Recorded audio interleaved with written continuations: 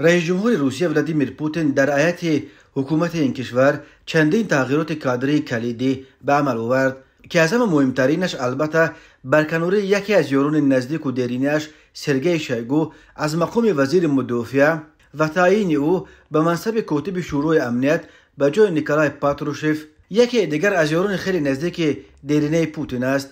پاتروشف را ناظران امور حتی دومین شخص بعد پوتین از همه پرنفوذ در ارش سیاسی روسیه و وارث احتمالی پوتین میشمارند.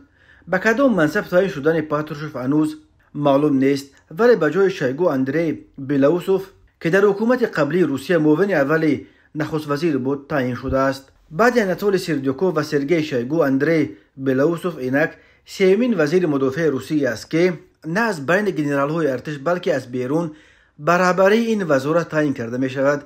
دیمیتری پسکوف سخنگوی پوتین در شرح این اقدام گفت سبب تعیین نفر ملکی برابری وزارت دفاع ضرورت وارد کردن نوآوری‌ها و عقیده های پیش قدم به ساحه حربی با در نظر داشت بیش از 2 مرتبه افزودن و 3% تا به 6% رسیدن حصه خراجات حربی روسیه در بودجه عمومی این کشور است. پسکوف گفت مسائل حربی ساحه در اختیار گنشتاب یا ستاد کل ارتش روسیه باقی میماند و در این بخش در حال حاضر تغییرات در نقشه نیست. گنرال والری گراسیموف که از مخالفین اشکار شیوه رهبری شویگو به شمار می رفت، به این ترتیب مقام سردار ستاد کل ارتش روسیه را پیش خود حفظ کرده است. شویگو که از وزارت حالتهای فوق‌العاده برابری وزارت مدافع روسیه آورده شده بود، در بین گنرال های روس آبروی چندانی نداشت و ناکامی های ارتش روسیه در جنگ ضد اوکراین آبروی او را باز هم پایین‌تر برده بود.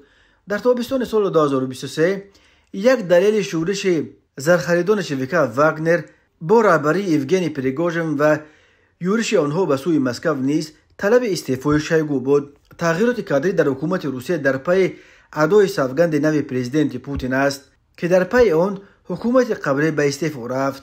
در حکومت نو روسیه چندی از دیگر از وزیران کلیدی منصب‌های خود را حفظ کردند، از جمله میخائیل میشوستین در مقام سروزیر، سرگئی لاوروف در منصب وزیر کارهای خارجی و ولادیمیر کلاکولتسف با وجود آوازه‌های زیاد ماه‌های آخر در مورد احتمال برکناریش در منصب وزیر کارهای داخلی روسیه باقی ماند. حکومت روسیه از سروزیر، یک معاون اول، 9 معاون سروزیر و 20 وزیر عبارت است.